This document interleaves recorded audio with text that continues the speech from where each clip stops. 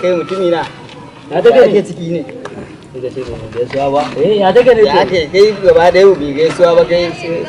To dan malama ka fara kenan. Ai na fi so in za ka dan malam kai matsala ta da ke ba ka da aiki ke kawo yan hadisai da yan to kai dai ka ai ma dai ai kowa san sallama. Bari in kai ka da Allah bari in kai ka. Yanzu jiya da Allah ina ga nan da ya tuka mana garin kwaki a kai.